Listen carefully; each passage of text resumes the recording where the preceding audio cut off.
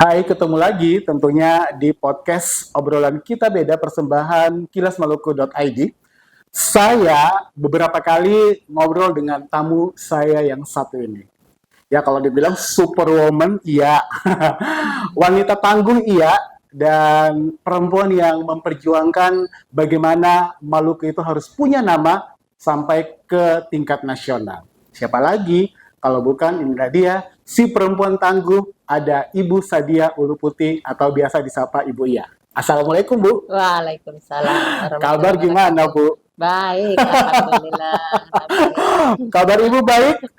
Kabar situasi politik kita semakin memanas menjelang pemilu kada Bu ya. Iya, Oke. momentumnya ya. Ya, sebelum kita ngomong jauh soal pemilu kada sendiri, Bu. Ini mungkin di obrolan kita ini, Ibu mau menyampaikan terima kasih dulu, Bu, kepada konstituen Ibu, masyarakat yang telah memilih Ibu kembali, Bu, sebagai anggota DPR RI. Silakan, Bu.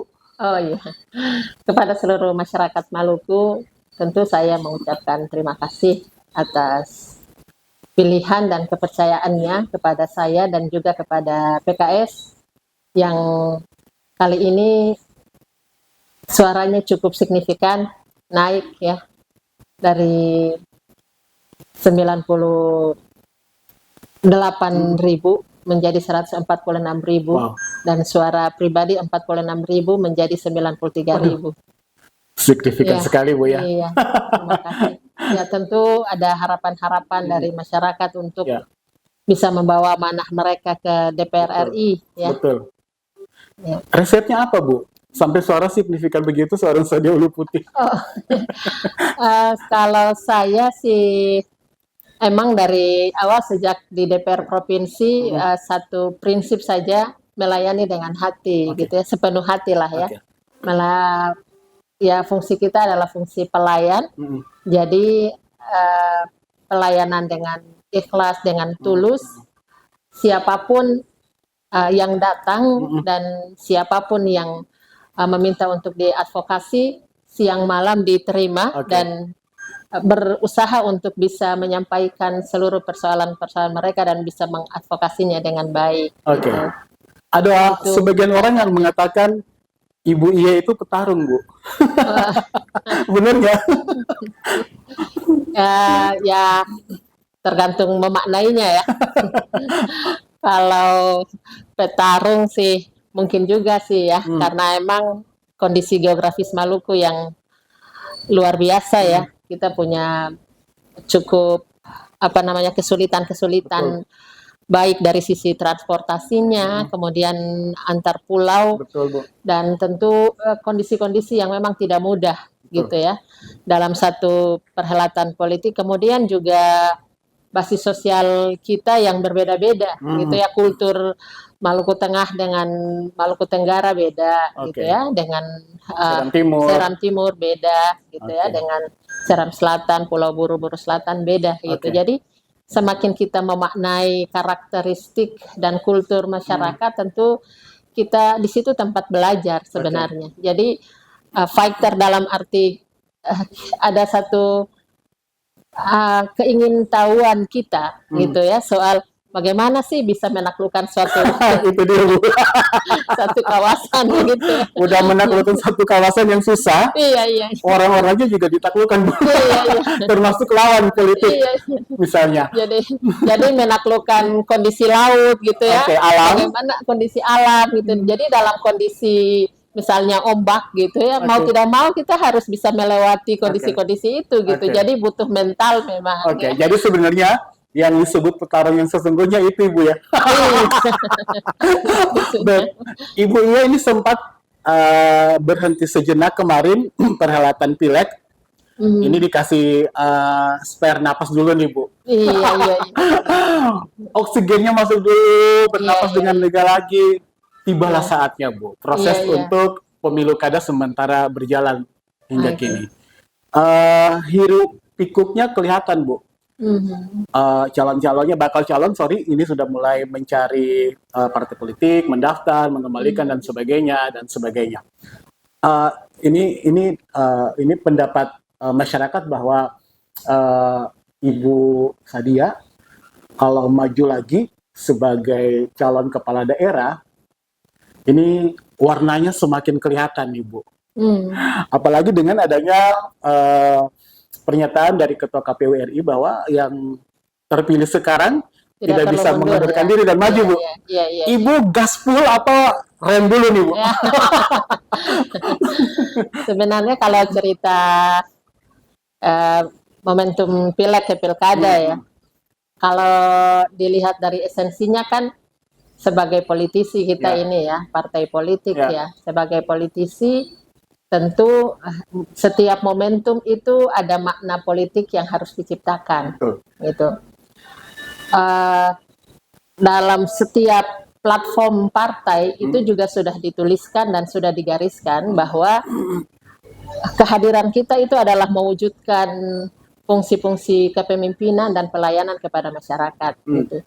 Jadi antara pileg ataupun pilkada ini sebenarnya peran-peran yang sama tapi tak serupa gitulah.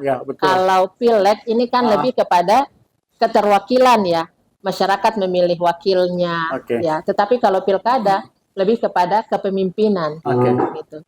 Nah, ada satu yang unik gitu sebenarnya di tahun 2024 gitu.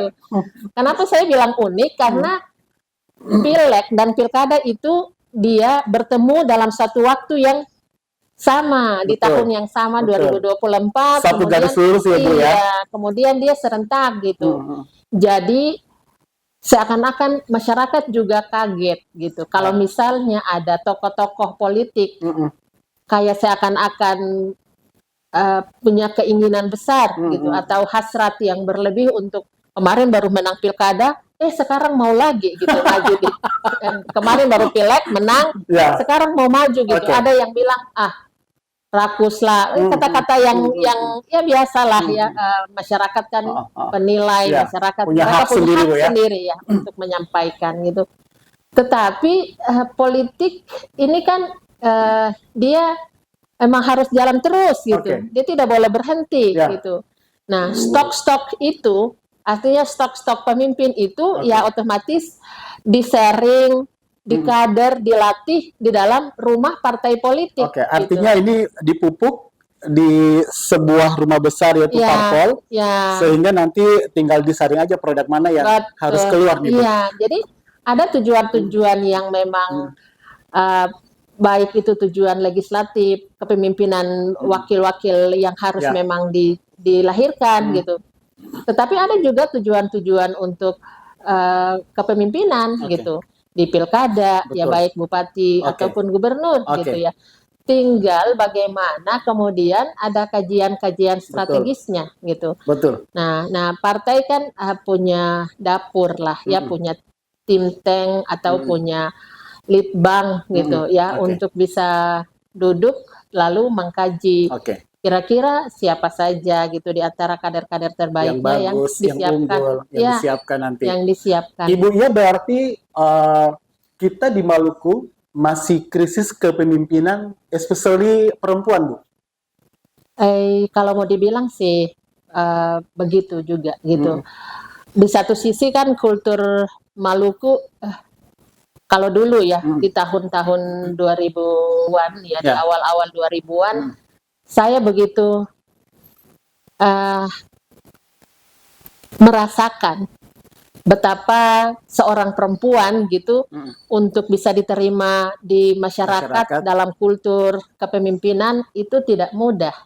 Gitu. Dia harus berkompetisi, Bu. Ya, bukan saja berkompetisi dalam penerimaan di backmain dulu, maksudnya dalam penerimaan kultur masyarakat dulu, gitu. Dalam paradigma ataupun pandangan luas tentang politik dan perempuan gitu. Perempuan bisa tidak ada di ranah ini gitu, karena memang perilaku dan praktek musyawarah misalnya ataupun melibatkan keterlibatan perempuan dalam suatu unsur-unsur pengambilan keputusan dari tingkat keluarga, desa, ataupun sampai kepada tingkatan yang lebih tinggi, jarang waktu itu ada partisipasi perempuan. Berarti perempuan ini harus memperkaya dirinya itu dengan ilmu, pengetahuan, pengalaman, Iya. jam terbang juga mungkin Ibu. Bisa,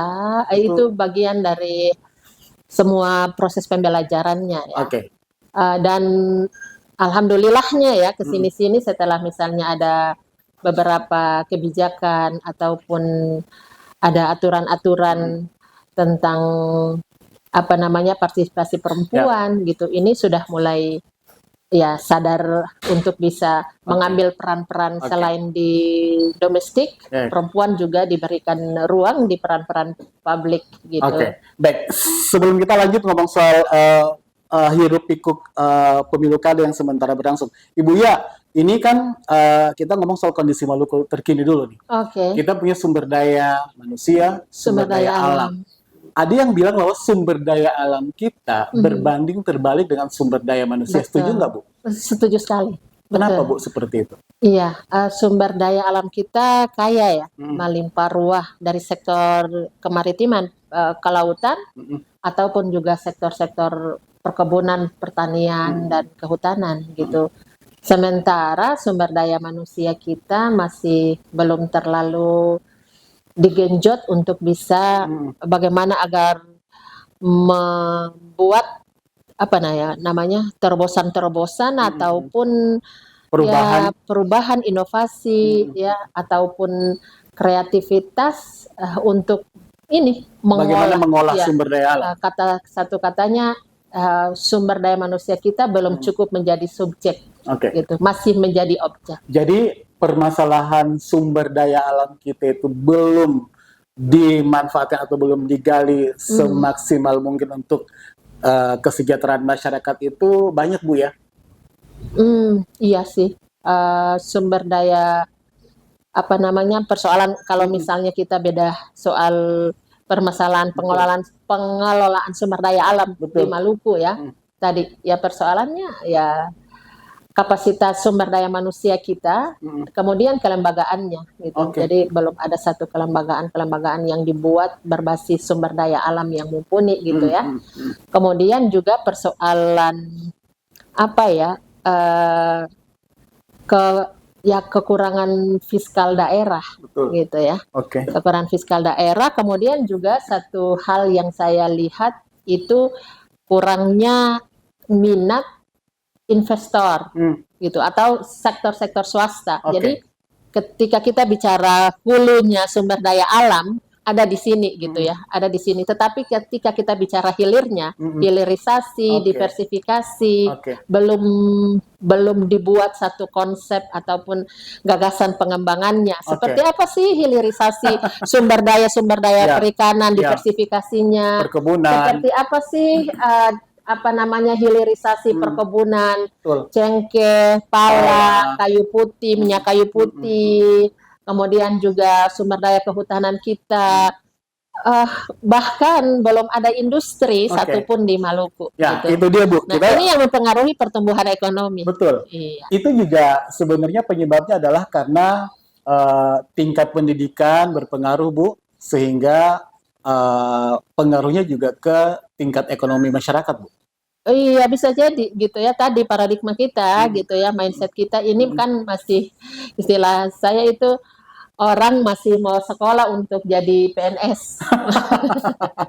Orientasinya masih itu, ya? Orientasinya masih PNS, masih di kantor gitu ya. Belum ada yang memang entrepreneurship gitu ya, bikin usaha-usaha tadi di sektor hilir itu, di hilirisasinya itu, diversifikasinya. Ibu punya solusi yang tepat nggak kira-kira kalau melibatkan anak muda, generasi muda yang baru kualitas untuk bagaimana mengolah sumber daya alam kita ini sehingga manfaatnya bisa dirasakan, Bu, ke depan? Iya, harus ada satu konsep yang makanya saya bilang pentingnya mengambil kepemimpinan kan di situ kan.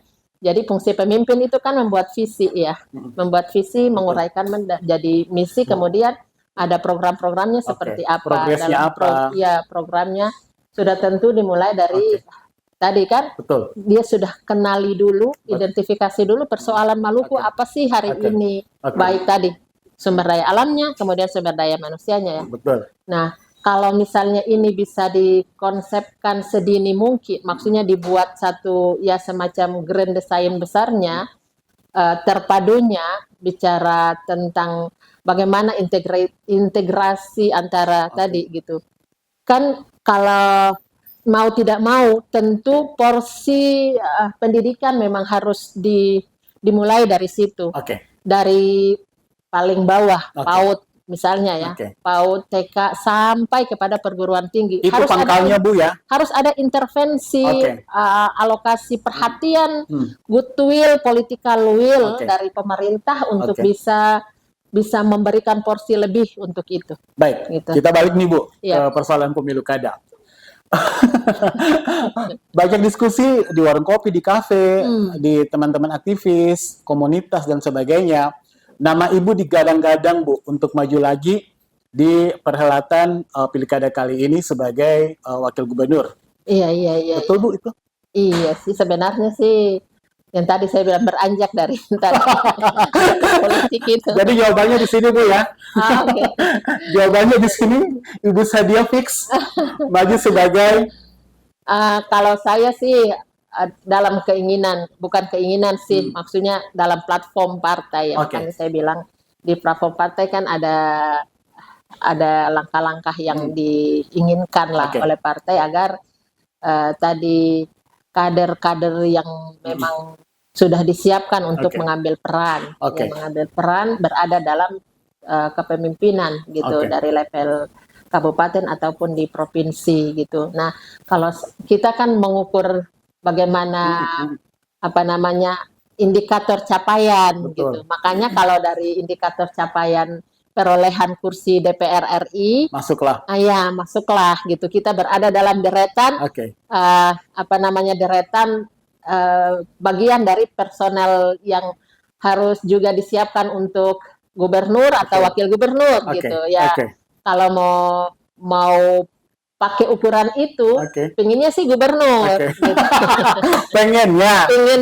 Gitu. Insya Allah Bu, nanti mungkin berproses wakil gubernur dulu di 5 tahun ini, terus juga berproses terus karena kita tidak tahu ke depan ini karir politik kita mau seperti apa. Ibu ya ini ngalir lagi seperti itu. Betul. Ibu ya ini di proses-proses seperti ini. Dorongan masyarakat yang Ibu rasakan seperti apa Bu ke Ibu untuk maju di perhelatan Pilkada Maluku kali ini? Iya, sebenarnya dorongan masyarakat ya macam-macam ya, kompleks lah. Ya, ada yang menginginkan lanjut dulu ke DPR RI gitu. Ada yang menginginkan ke bupati gitu, ada yang menginginkan ke gubernur dan wakil. Cuman dari berbagai masukan-masukan banyak juga yang merasakan, kita juga mengukur bagaimana ya perasaan kebatinan masyarakat gitu ya. Betul. Ibu, kenapa Ibu tidak maju ke gubernur gitu? Kami ingin gubernur perempuan misalnya. Artinya juga mungkin mereka menginginkan bahwa kalau Ibu sebagai wakil gubernur bisa membuat banyak perubahan Bu. Itu yang saya komunikasikan terus gitu ketika misalnya diminta oleh beberapa kandidat gubernur untuk menjadi wakil, itu yang saya sering komunikasikan gitu. Saya sering sampaikan bahwa dalam pandangan masyarakat dan pengalaman itu wakil gubernur dianggap sebagai pelengkap gitu ya, ban serep dan lain-lain sebagainya. Nah, makanya saya pengen portofolio ini didudukan gitu. Betul. Karena kita punya basis yang cukup kuat gitu kan, modal yang juga mumpuni untuk bisa melahirkan dan bisa berkompetisi nanti untuk memenangkan gitu. Makanya sudah harus selesai di situ gitu, bahwa bukan person gubernur atau wakil gubernur, tetapi sistem yang dibangun. Ya, sistem yang dibangun dan juga mungkin leadership-nya Bu. Betul. Ini bukan cuma leadership nomor 1 saja yang lebih dominan, tetapi juga nomor 2 ini juga sebenarnya pembagiannya harus merata Bu seperti itu. Iya, betul. Ibu ya, figur yang cocok dengar-dengar adalah HL, saya sebutin aja di sini nih. Hendrik Lewenisa. Seperti itu Bu. Masih berproses. Kalau saya ketawa nih Bu, masih berproses tapi doa hampir Iya, seluruh masyarakat, amin Bu, iya, seperti iya, itu. iya. Kita Seandainya dengan Hendrik Lewerisa ini, kita nggak berandai-andai Bu, tapi ini semoga nyata Bu. Dengan Hendrik Lewerisa itu, connectingnya, chemistry-nya bagaimana Bu, sejauh ini? iya sih kalau kalau dengan Pak Henry kan kita sudah 5 tahun ya Hmm, di DPR RI hmm, gitu. Selain itu juga ada komunikasi di beberapa tempat gitu, misalnya pada saat di badan legislasi oke, sering misalnya pembahasan-pembahasan lagi apa namanya undang-undang hmm, gitu, sering cerita bagaimana di Malukunya, oke, keinginan-keinginan kita untuk bisa membangun Maluku, oke, bagaimana ada konsep-konsep yang di misalnya kita bisa uh, ini diwujudkan di Maluku gitu oke, ya. Nah, ini juga beberapa kali dibicarakan oke. sih.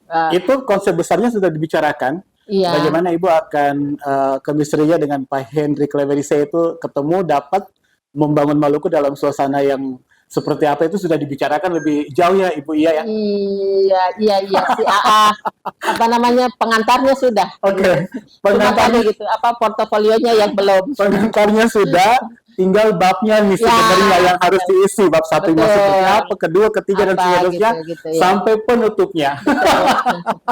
Sampai kalau saya sih mengalir saja ya. Oke, Ini oke. apa sebagai satu wujud bagaimana membawa tadi merasakan kebatinan masyarakat gitu yang menginginkan eh, saya juga bisa mengambil peran ini Oke, gitu, bisa berperan lebih nyata gitu. Selain kalau saya sebut kalau DPR RI kan tugas kita adalah menjembatani gitu, betul. menjembatani masyarakat dan pemerintah.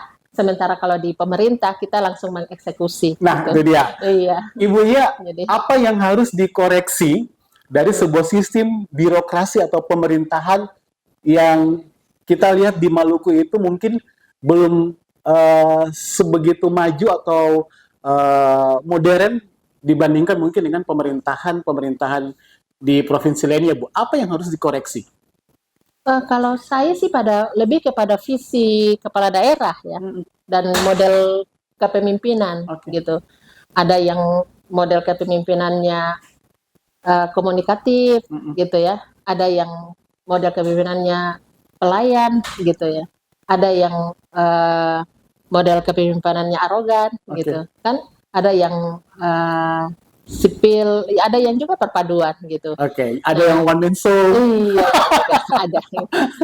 Nah, sudah tentu Mm, dipulangkan kepada bagaimana bagaimana niatnya, kemudian juga seperti apa nanti apa namanya kita lihat dari model kepemimpinannya. Oke, Tentu masyarakat kan udah pintar ya, ya udah betul. bisa menilai Oke, gitu, oke, menilai seperti apa Maluku di tangan pemimpin barunya nanti. ya seperti apa pemimpin Maluku kemarin dan masa depan gitu Oke, kan, karena model-model ada yang modelnya kan seperti ada sebuah ini ya ungkapan ya, setiap zaman ada pemimpinnya dan setiap setiap pemimpin ada pemimpin ada zamannya. zamannya gitu. Oke, Kira-kira jadi bisa jadi Be- pemimpin yang dengan model model militer mm-mm. gitu itu cocok untuk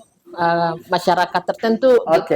oke, Tetapi ada juga dengan model sipil pada zaman tertentu oke. gitu. Dan mungkin pemerintahan yang open minded Bu ya, Iya, yang komunikatif, ya, yang juga mungkin kolaboratif mengajak masyarakat, kita ya, menjadi sebuah pemerintahan yang berkualitas seperti itu Bu. ya. Terakhir Bu, ini bukan kampanye ya. Oh, Apa yang mau Ibu Iya sampaikan kepada semua masyarakat yang iya. lagi menonton obrolan kita ini di hari ini? Sudah tentu saya mohon doanya ya. Jadi kita kan manusia ya, Hmm, boleh punya rencana gitu ya. Boleh punya niat, keinginan untuk bisa mewadahi atau bisa membawa seluruh harapan dan suasana kebatinan masyarakat ini dalam ikhtiar kita, tetapi Allah yang akan menentukan. Amin, amin Bu. Makanya saya ya enjoy saja begitu ya, Bismillah saja, gitu. Dengan segala pertolongan ataupun dengan petunjuk yang saya selalu minta agar didoakan. Mudah-mudahan lahir pemimpin yang terbaik bagi Maluku. Amin. Maluku di 5 tahun ke depan dan ya tetap kita minta agar didoakan juga untuk senantiasa teguh pendirian dan ya dijaga dalam integritas gitu. Karena memang integritas mahal sih ya. Nah itu dia. Integritas itu tidak bisa dibayar dengan apapun. Seperti itu. Sadia Uluputi, terima kasih Ibu Ia sudah ada di obrolan kita yang seru ini. Ini masih di awal Bu, seperti Ibu bilang ini masih pendahuluan. Kita nanti akan ada juga mungkin di bab 1, bab 2, bab 3. Iya, karena kita tidak tahu ada rahasia apa yang ada di kedepannya. Bisa jadi kita menggebu-gebu, tapi Allah belum takdirkan. Itu dia. Iya. Satu kata saja, kita doakan amin. Agar proses ini berjalan dengan baik, kita ingin pemimpin Maluku ke depan lebih baik lagi. Zain Anwar, Sadia Uluputi pamit di obrolan kita beda kali ini. Sampai jumpa.